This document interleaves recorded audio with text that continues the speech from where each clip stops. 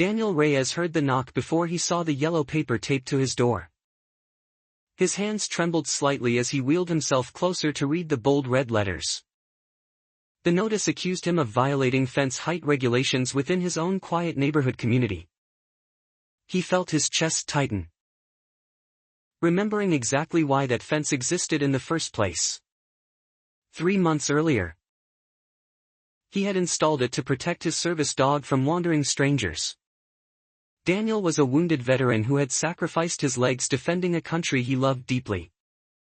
The fence gave him peace, privacy and safety after years of chaos and constant noise. Now Gloria Hartman wanted it gone, citing some obscure rule buried deep in the HOA handbook. Gloria was the HOA president, a woman who treated the neighborhood like her personal kingdom. She wore expensive sunglasses and walked the streets like she owned every blade of grass. Neighbors whispered about her constant fines, threats over tiny infractions. Daniel had heard the rumors but never imagined he would become her newest target. He rolled outside, gripping the notice, his jaw tightening with quiet, simmering frustration and disbelief. The morning sun blazed over manicured lawns that all looked eerily identical and lifeless. Gloria appeared moments later, clipboard in hand, marching toward him with practiced authority and confidence. "Mr. That fence violates Section 12 and you have 72 hours to comply." Daniel's voice shook slightly as he asked why nobody had warned him before construction began. Gloria smirked. Inside her perfectly governed little community. He explained the fence protected his service dog from harassment by unleashed neighborhood pets. She didn't care, regardless of disability, military service, or personal hardship. A nearby neighbor overheard everything and quietly began recording the confrontation on her phone. Linda had watched Gloria bully other families before, always escaping consequences through technicalities and threats. She believed someone finally needed proof of how cruel and unchecked this woman had become. Daniel clenched his fists, feeling helpless against a system designed to protect people like Gloria. He served his country honorably. Yet here he felt powerless against petty bureaucratic cruelty again.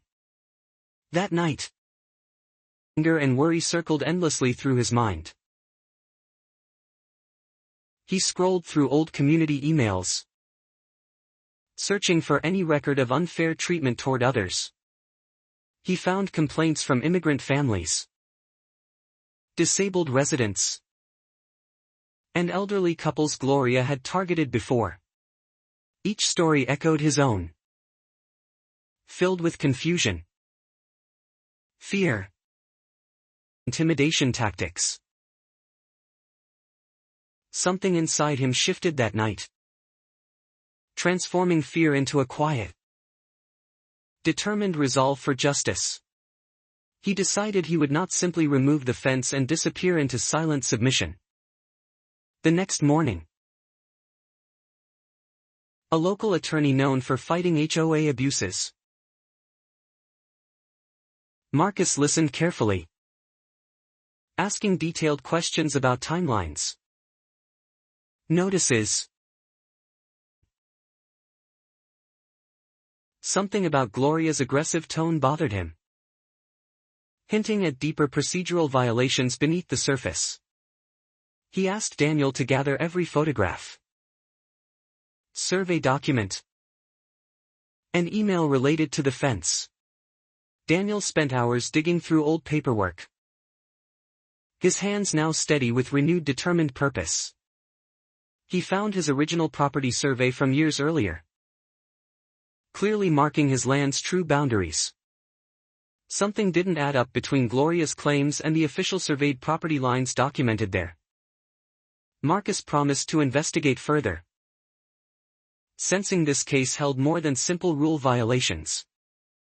Daniel thanked him quietly, feeling a flicker of hope ignite within his exhausted, weary heart. Outside, in patrol, photographing fences and mailing threatening letters without hesitation. She believed her authority was absolute, untouchable, consequence whatsoever. Little did she know, her own actions had already crossed a dangerous, irreversible legal line. Daniel watched her from his window, wondering what secrets those old survey maps might reveal. The cul-de-sac sat unusually quiet that evening. Heavy with tension, nobody dared speak aloud. Somewhere beneath the calm suburban surface, a storm of justice was slowly beginning to form. Marcus arrived the next afternoon carrying a thick folder stuffed with surveyed property documents. He spread maps across Daniel's kitchen table, comparing official boundary lines to Gloria's recent complaint. "This is interesting," he murmured, tracing his finger along the fence's exact documented location. According to the survey, Daniel's fence sat entirely within his own legally owned property. Gloria's violation notice, however, shared community easement land nearby. Marcus frowned. Correctly or deliberately falsified the boundary information herself. He requested official county records to confirm the true legal property lines once again. Daniel felt his pulse quicken, sensing the tide might finally be turning in his favor. Meanwhile, the residents, unaware her own credibility was quietly unraveling behind her. She mailed another threatening letter to an elderly couple over an unapproved flower garden. Linda, witnessing Daniel's confrontation, began comparing notes with other affected neighbors. She discovered a pattern of Gloria entering private yards without permission to measure violations herself. Several neighbors confirmed seeing Gloria trespassing onto their property during early morning inspection rounds. This detail caught Marcus's attention immediately when Daniel mentioned it during their next meeting. "Wait," Marcus said, leaning forward. "To measure that fence?" Daniel paused. Noticed footprints near his garden beds. He recalled motion sensor footage capturing someone walking along his fence line before dawn. His security camera, installed after a previous break-in, had quietly recorded everything that morning. Daniel pulled up the footage, his hands trembling as the video began playing slowly. There was Gloria Hartman stepping over his fence line with measuring tape extended. She walked directly onto his property, photographing angles without any knock or prior notification given. Marcus's eyes widened, realizing this footage proved deliberate trespassing rather than simple HOA inspection. "This changes everything," he said. "She had no legal right to enter your private property." Daniel felt a strange mixture of vindication and lingering anger watching the footage replay again. Gloria hadn't just enforced rules unfairly, she had broken the law to manufacture a violation. Marcus began building a case, combining the survey discrepancy with clear video trespassing evidence. He explained that Gloria's actions could constitute both trespassing and abuse of HOA authority. Daniel realized this fight was no longer just about a fence or property lines. It became a stand against years of unchecked power abused by someone who answered to nobody. He thought about every neighbor silenced by fear, intimidation. Gloria. Linda offered to testify, sharing her own recorded footage of Gloria's aggressive confrontation tactics. Other neighbors slowly stepped forward, finally willing to share their own troubling experiences publicly. Marcus compiled statements, documents, legal complaint against Gloria Hartman. He filed a formal lawsuit, accusing her of trespassing, harassment. News of the lawsuit spread quickly through the neighborhood's tightly connected community group chat. Gloria insisted she had done nothing wrong, dismissing the accusations as baseless nonsense. She tried rallying support, but neighbors who once stayed silent now spoke against her loudly. Daniel received a court date, his heart pounding with nervous anticipation and cautious determined hope. He spent sleepless nights reviewing his testimony, determined to finally speak his long-silenced truth. Marcus reassured him, confident the evidence overwhelmingly supported their case against Gloria's abuse of power. The HOA board began distancing themselves from Gloria's increasingly desperate public statements. Whispers spread that other residents were preparing similar complaints against her years of misconduct. Gloria's once untouchable reputation began crumbling beneath mounting evidence and growing community outrage. Daniel stared at his fence one quiet evening, feeling something shift deep within his spirit. For the first time in months, he felt powerful instead of helpless against injustice. The courtroom date arrived faster than expected, carrying the weight of months of struggle. Daniel wheeled toward the courthouse entrance, Marcus beside him carrying the evidence that would matter. The courtroom buzzed quietly as Daniel wheeled himself toward the long wooden plaintiff's table.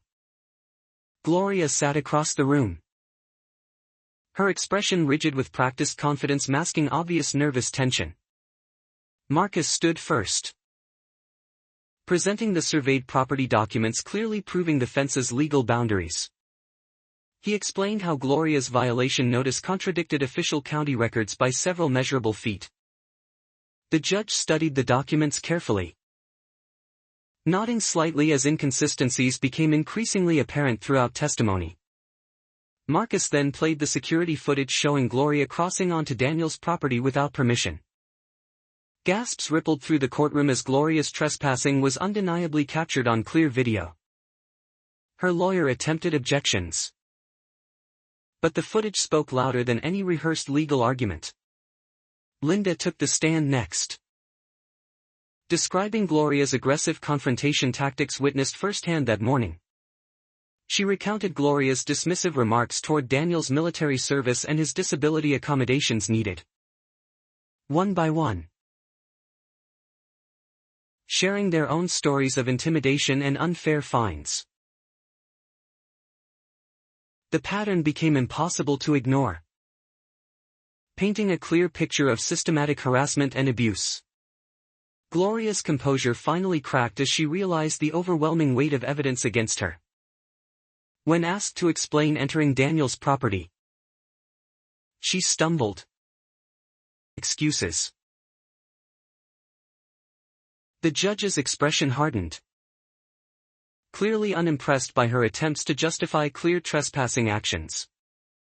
Daniel was finally called to testify, his voice steady despite months of accumulated frustration. He spoke about his military service, his disability, and his simple desire for basic safety. He explained how the fence protected his service dog and gave him much-needed peace. "I didn't ask for special treatment," he said. "I asked for basic human decency." The courtroom fell silent, moved by his calm dignity despite enduring such prolonged mistreatment. The judge reviewed all evidence once more before delivering a clear and decisive ruling. She ruled definitively in Daniel's favor, confirming the fence violated no legitimate property boundary. Gloria was found liable for trespassing, harassment, position. The court ordered her to pay damages and formally removed her from HOA presidency immediately. Gasps and quiet applause spread through the courtroom as the verdict was finally announced. Gloria sat frozen. Her face pale. Had truly ended. Outside the courthouse, neighbors gathered around Daniel, offering handshakes, hugs. Linda smiled brightly, finally feeling like justice had reached someone who deserved it most. Marcus shook Daniel's hand firmly, proud of the courage it took to fight back. Within weeks, transparent leader committed to genuine community service. New policies were introduced, protecting residents from arbitrary fines and unauthorized property inspections forever. Gloria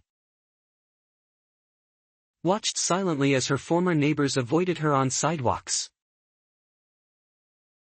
Her once pristine reputation crumbled completely, replaced by quiet whispers and lingering public embarrassment.